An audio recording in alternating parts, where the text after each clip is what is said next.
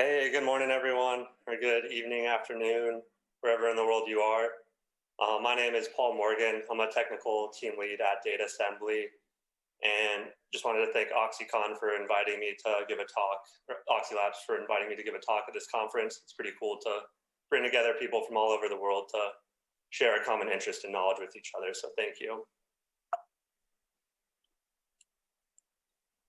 Really quickly, I just want to touch on the company that I work for, Datasembly. We're an industry leader in our field as far as providing real-time hyperlocal pricing and assortment data for some of the biggest players in the industry. We provide data to 2 of the top 5 CPGs and 3 of the top 5 retailers. And so far, we've collected about 1.2 trillion historical product observations, and that number is growing every week. On any given week, we're collecting about 10 billion product data points from over 230 different retailers, comprised of about 130,000 stores. On a given week, we also manage about 500 million requests going through our system. And on our busiest days at the start of the week, we're managing over 100 million requests a day. So we've established an architecture to be able to do very large scale management of requests and handling those responses. Then also being able to process all this data in a pipeline and export it weekly and daily to our customers and clients to get them value out of it.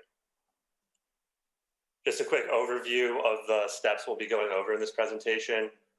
We're going to start out with just some of the WTF of data collection. We've come across some interesting scenarios and things that we've seen online that are kind of funny, don't really make sense, make you scratch your head. So we're just going to look at those. And then after that, we're going to move on to where you can find some hidden data and some kind of tips and tricks that we've acquired over the years. And then we'll get into the meat of the presentation of orchestrating scraper jobs, observing them, and then having the jobs introspect on themselves. So for the WTF of data collection, just going to look at a couple interesting products that we've come across. This one is gummy candies, originally listed for $171, but they're on a pretty killer sale for $5 at the time of this collection. So I'm not sure why they were so expensive, but pretty interesting. Another example of some Skittles used to be $76, now less than $1. With a deal like that, you can kind of see why they're out of stock. Another smoking deal here, if you buy 0, you get the first free. So you could really clean out the store with any of these products if you wanted to. And I thought it was funny how this first product is named Infinitive. Pretty fitting for that type of deal. Another interesting book that broke a lot of our title validation and parsing here. I'm not sure what it's about. I think it's maybe some Russian book about COVID potentially or something like that. But yeah, just another strange incident of something we've come across in the data scraping world. Thought this one was pretty funny. If there's anyone out there looking for a good gift idea for a friend or a loved one, maybe consider getting them a urinal screen for their urinal in their bathroom. Not sure what they were thinking there. I don't know if you all heard about the Tide Pod incident here in America, where there was a kid who ate a Tide Pod and ended up dying. So I don't know if it's a good idea to be listing the calories per serving on Tide Pods. It might give people the wrong idea, but also another strange one. The last one here, this is chlorine-free bleach, but it's not only chlorine-free, it's also gluten-free. So anyone wanting to make sure that their bleach is gluten-free for some reason, that's an interesting one to know as well. All right, now getting into some of the interesting places where we've found data and just some kind of tips and tricks of where data can be hidden right in front of your eyes in kind of funny places. One that people might be familiar with or have seen before is this concept of Next data. There's a library, Next.js, and a lot of times there's a lot of really strict bot management security around making API calls and getting data that way. Sometimes it's better to just render an HTML page and parse the data out of the HTML, but parsing HTML is always a pain. So it's nice when you have something like this where Next.js will, in the body of of their page, they'll have a script tag with this ID of next data. And within here, it basically contains all the information of the app, all the information of the products on the page. Basically, anything you'd want to know is listed here in this next data. So even though there's all this strict security around managing the API calls, once you successfully load the page, all of this just comes through in the next data HTML at the top of the body. So that's how we tend to parse some data for some of our scrapers. Another interesting one is UPCs. Some sites will just display their UPCs on the page. Others will hide it kind of in the API calls. Sometimes they're not even in the API calls, and you'll have to dig a little bit deeper or get creative with where you find those. In this example for this butter, there was no information about UPCs coming back from the API. And then on the page, you can't really see anything about UPCs listed on the page. But if you were to inspect these images, they have a naming convention with their images where they're embedding the UPC as part of the name of the image. So that's a pattern we've also seen with a couple scrapers that's interesting and could be of use to other people as well. All right, orchestration. So just a quick comment, check it out. I made a fully automated data pipeline that collects and processes all the information we need. She asked, is it a giant house of cards built from random scripts that will all completely collapse the moment any input does anything weird? He says, it might not be. Well, I guess that's some, whoops, it just collapsed. Hang on, I can patch it. So this situation is kind of the situation we want to avoid. We want to make our data collection infrastructure robust and resilient and not have it just be a giant house of cards like they say here. And in order to do that, job orchestration is key. And just quickly to define the word orchestration, the planning or coordination of the elements of a situation to produce a desired effect. And I thought the point about especially surreptitiously, so in a way that attempts to avoid notice or attention. So thinking in the context of a conductor conducting an orchestra, he's not stealing the show, he's avoiding attention, you don't even notice him. And if he's doing his job well, everything is running smoothly and you don't even know he's there. And that's kind of the same way when we're orchestrating our scraper jobs. We don't want to be heavy-handed with having to manage them and observe them and make sure everything's running smoothly. We want to set up systems that allow us to avoid notice and attention and be able to just have things run smoothly without needing to babysit them every step of the way. Just a note too, at Datasembly, we like to use Airflow for kind of this resource management and scheduling type of functionality. So for the concept of resource management, there might be different resources that you want to restrict usage of or limit usage of. One example is if you have a bunch of different headless nodes and workers, you want to make sure you're not overwhelming them with different requests from different scrapers that are running. So having resource pools that define a limited number of nodes and how to interact with those nodes is key if you want to maintain things running smoothly. Another good thing to pool is proxy providers.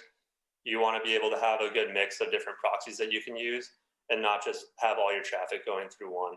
It's good to mix things up as much as possible.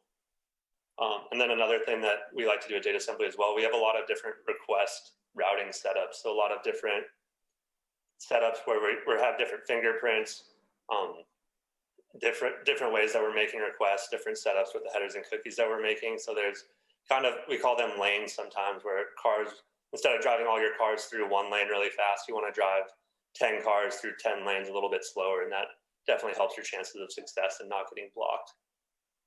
And then with Airflow, we also have the idea of start sensors, and this is useful for basically being the gatekeeper of when jobs should start. It checks which pools are in use, which pools are available, if there's any other scheduling restrictions that need to be obeyed, and then we'll manage when jobs should begin based off of that. And then another useful thing as well is Reaper sensors or Reapers.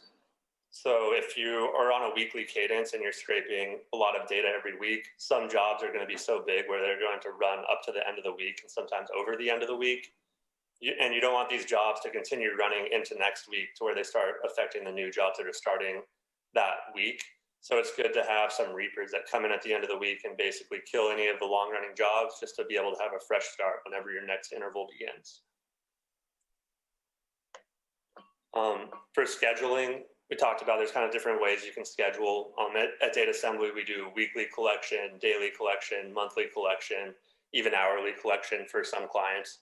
So being able to use Airflow to set up that type of scheduling is useful. And then when scheduling, it's good to be aware of things like conflicts. So if you have multiple scrapers that are sharing similar endpoints, or maybe you have one scraper that is scraping e-commerce data and another scraper that's scraping in-store data, or any type of setup where you need to manage how things are competing for resources or how often you're hitting an endpoint, it's good to set up conflicts. So this can be a way to just make sure certain scrapers aren't running at the same time as other scrapers. And then similar to the idea of conflicts, dependencies is another useful thing to leverage. Dependencies can be especially useful if you're running something that has many different concurrent lanes.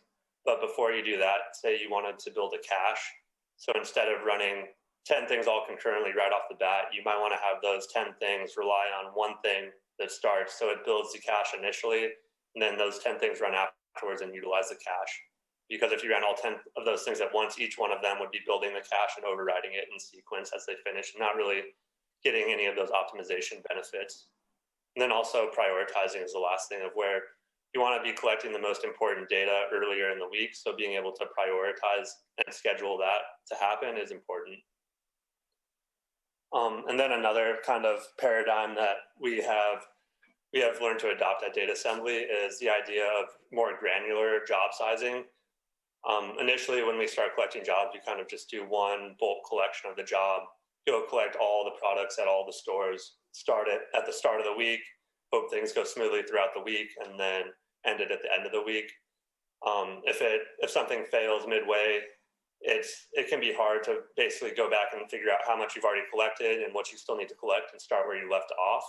So that's kind of what made us start to think about more granular ways that we can collect jobs. So instead of collecting one big bulk amount of data, if you break your jobs down into a more granular setup, you're able to focus on collecting the most important data first. You're also able to, instead of have one job with one setup, you can have many jobs with many different setups to be less detectable by bot management systems. The more difficult part with having more jobs, though, the more jobs you have, the more overhead you have to maintain them. So that's the one downside. But in general, I think trying to make your scraper jobs more granular is definitely a really good practice to follow. Now, getting into the concept of observability, for job observability, some of the important things to do is make sure you're logging interesting information and you have a way to kind of decipher and visualize that information to make conclusions about what's going on and react quickly if anything is wrong. So one thing that we have found very useful is for all the requests we're making, we like to keep track of different stats. So we use Prometheus. They have the idea of counters, where you can have different metrics that keep account of different things that occur over a scrape job. So for each different endpoint that we're hitting, we keep track of every time it succeeds, every time it's rejected, every time it's redirected, every time there's an error, anything like that, we're keeping account. So that's the first step in order to be able to determine the health of the job, is to set up these metrics and get a pulse on what's actually happening there. And then based off that, we're able to use these stats and create different dashboards and alerts to allow us to respond when things are wrong. So in this screenshot here, you can see an example of a Slack alert that we get for one of our scrapers. If an endpoint starts experiencing a rejection rate higher than a given threshold, in this case 20%, we're going to get alerted, and someone's going to be able to go look at that job, look at the logs, figure out what's going on. We might want to stop the job and kill it. We might think that things will recover, but it just allows us to be able to know what's happening sooner than later, and not just let jobs fail for days and not know until the end of the week that they did poorly. So this has been very huge for us, just to have more observability and insight into jobs as they're running.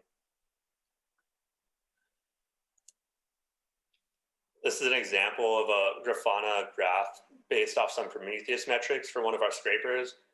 So you can see here there was a job that was running pretty smoothly. We can kind of expect it to stay under or around 20% for most of the endpoints as it's running. But around 1800, you can notice the green endpoint started to experience elevated rejection rates. and the numbers kept climbing and climbing and climbing and got up to 100%. And once it hits that 100% rejection, it's going to be 100% rejection for the rest of the week or however long you're scraping. So it's good to actually have visibility and insight into when this is happening, be able to trigger an alert on it and to do something about it before you're just spinning your wheels and wasting resources. I didn't define rejection rate, but rejection rate is basically like the number of rejected requests divided by the total number of requests you're making to that endpoint. This is another example of where we're able to notice a problem. And I think one thing that's nice about these visualizations, you can set up a lot of these alerts just in code to alert you at certain thresholds, but sometimes you don't really know what you're looking for. Like rejection rate is a pretty intuitive one to look for. But in this case, there was another job that we noticed was taking a lot longer than normal and seemed like it was stuck, but we didn't notice the rejection rate any higher than normal. It seemed like it was doing fine. But being able to break down and visualize the data in a way like this, you can see pretty quickly there's something kind of anomalous about what's going on here. In this graph at the bottom right, that big blue chunk, it's taking up 98% was the last value that it was taking up, but you can see that's for the redirect endpoint. So it wasn't like our requests were getting rejected. They were just getting redirected again and again and again. And once we started noticing this, we were able to go in and look at the logs and pretty quickly see that we were caught in an infinite loop where we were on one page and following a redirect to another page that was pointing back to the first page and just going back and forth between these pages again and again and again. So the requests seemed like they were succeeding, but in reality, we were just stuck in this loop. And if we didn't know what we were looking for, we never really would have caught it. So it's nice to be able to just have all these visualizations and then be able to use them to draw conclusions and set up future alerts just based off of different things that you run into. Now for kind of the most interesting part of some of what you can do to leverage this observability and these metrics is introspection. So for job introspection, to introspect is to consider one's internal state. So we want to have jobs that are not just firing and then forgetting about them and just running with the same setup the entire time. We want jobs that are almost self-aware of what's happening, how healthy they are, how well they're doing, and able to adapt to any blockages they might see and be able to try and find the best setup over the course of the run and kind of evolve as things are going. And in order to do that, two things I'm going to touch on we call adaptive requests and then failing fast. So for the idea of adaptive requests, this is where we evolve our setup mid-run. So as the scraper starts, it's keeping track of all the requests, like I said before. And we have different pools for different scrapers. We have different sets of headers that we're using, different sets of cookies that we're using, different TLS fingerprints, different proxy pools, and different rates. So as the scraper is going, it's keeping track of requests that are succeeding with certain headers, requests that are failing with other headers, same thing for cookies and all of these.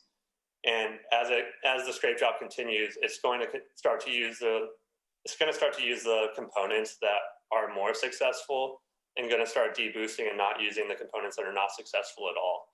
So as the run is going, you might notice it starts out not as efficient as it could be, but as it goes on further and further, we see it becomes more and more efficient, collects more data in less time. And by the time we get to the end of the run, typically it's going at its fastest pace. And it's nice not even for just mid-run. This information is definitely useful, but it's also useful. We write all of these metrics to a database to analyze afterwards.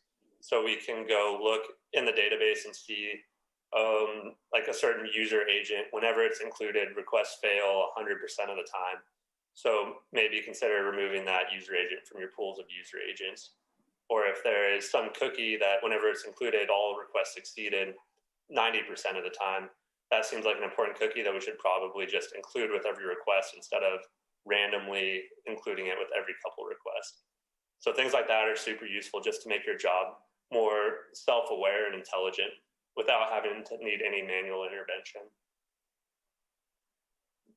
And then another thing that we have found incredibly helpful as well is failing fast. Like they say, the definition of insanity is doing the same thing again and again and expecting different results. So in the scrape world especially, you want to be able to detect sustained failures quickly and not keep failing again and again and again.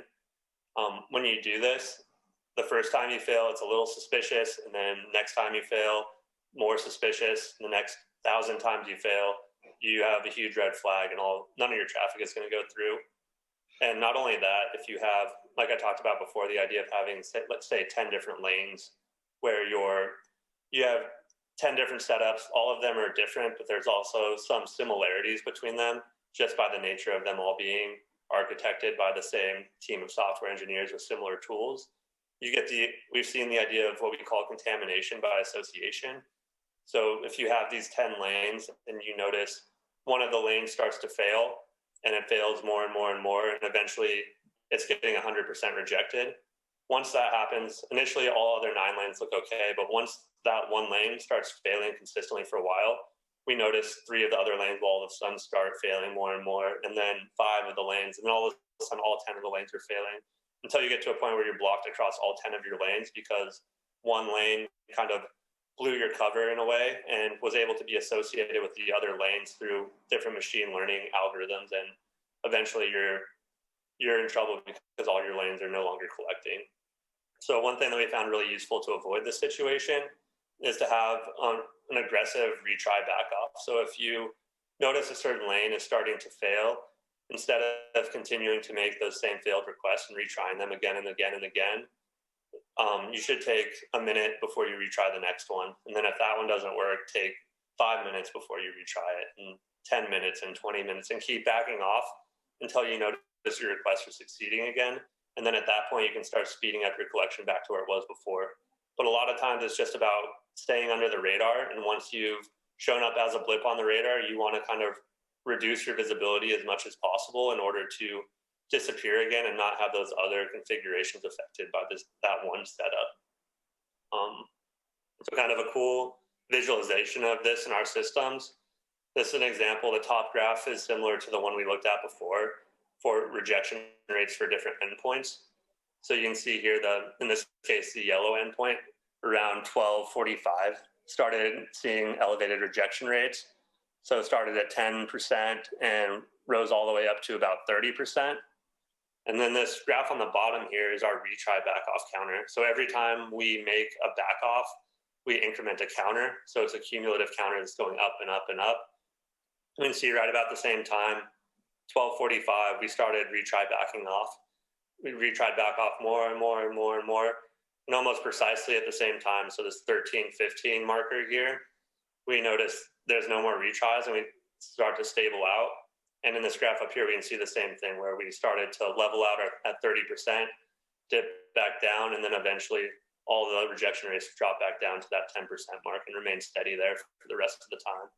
So I think this has been another huge kind of tool to utilize when scraping and being aware of when you're scraping at large scale, if you're trying to remain undetected and not get blocked and have to kill your job and tweak parameters and all the overhead of needing to troubleshoot what's going on and get a new configuration that works set up. It's better if you can just have your jobs be smarter and learn as they're running, and then not fall into these pitfalls like we have seen before. Yeah, I think that's all I have. Are there any questions?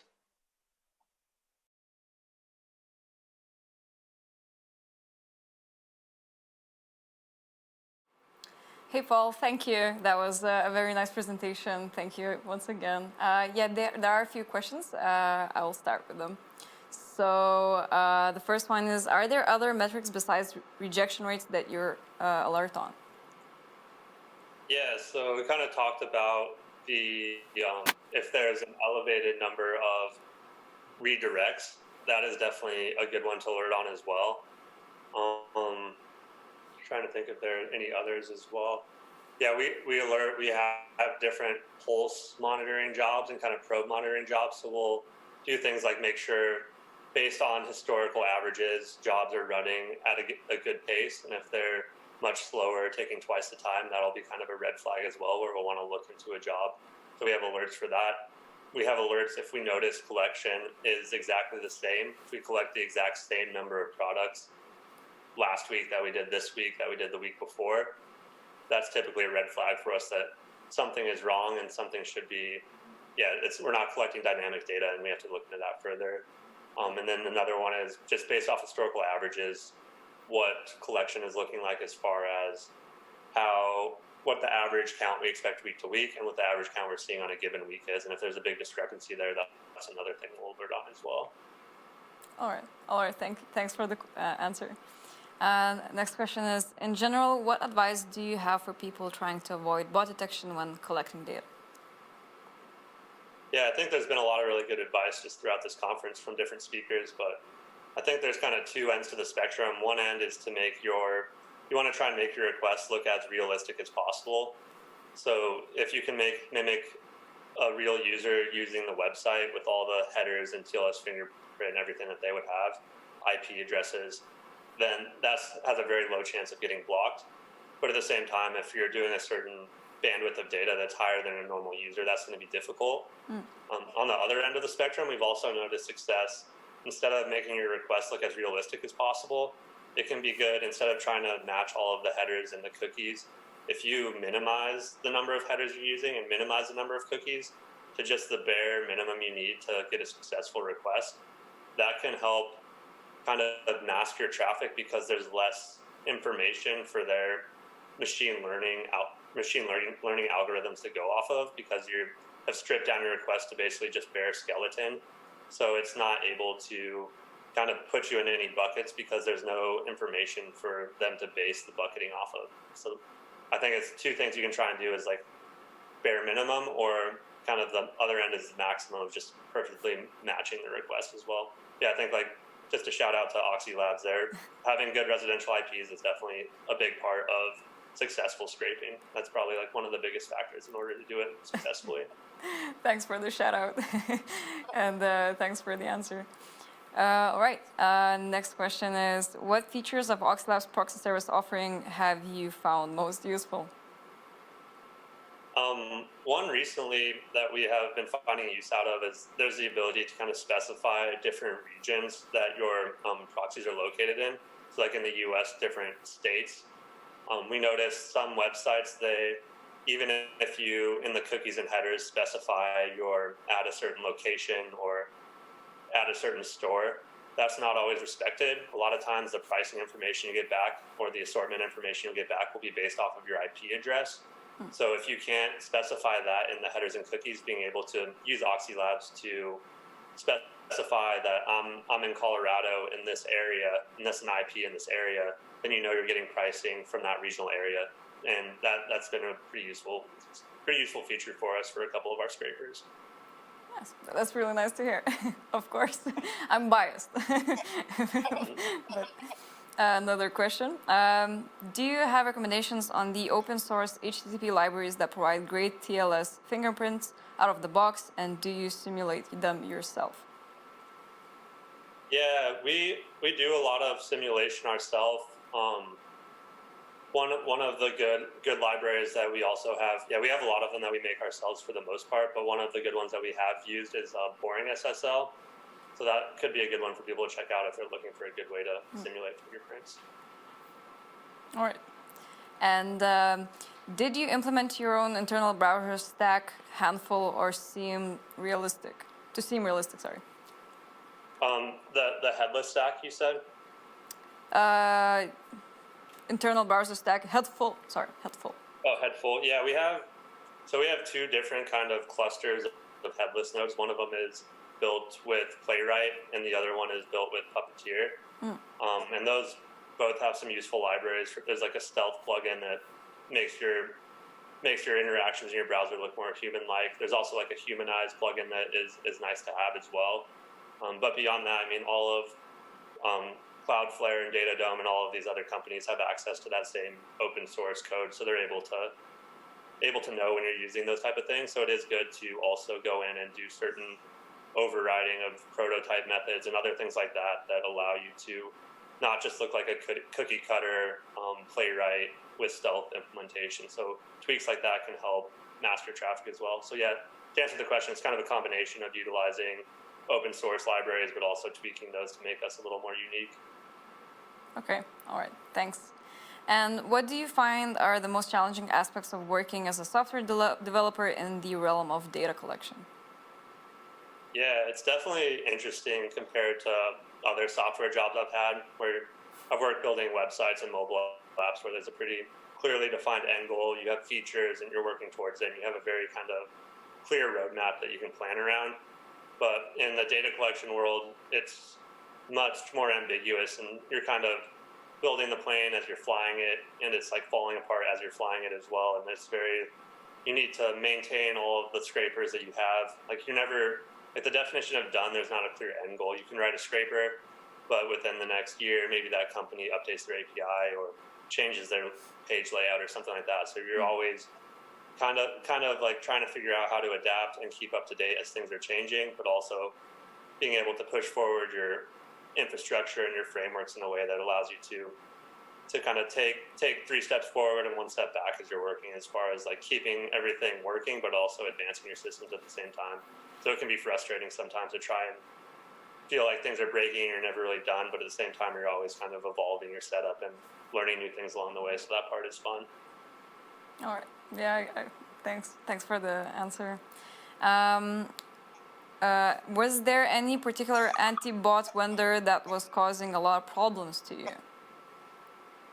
I think one of the big ones right now, I think Cloudflare is probably best in the space as far as all the ones like Cloudflare, Akamai, Datadome. But it varies a lot website to website. So like one website can be using Cloudflare and another one can also be using Cloudflare, but their configurations can be very, very different and have no problems collecting from one, where another one we have a lot of problems collecting from. So I think there's not like a particular instance I can reference, but I think that just in general, it's very dependent on the website, and kind of there's always a game between like you want to allow legitimate users to be able to access your website and buy products, but at the same time you want to prevent bots from scraping the data. So it's this fine line all the different companies are trying to ride, and sometimes they go one end or the other. And yeah, it can vary a lot website to website. I hope that answered the question. I'm not sure. All right, thanks.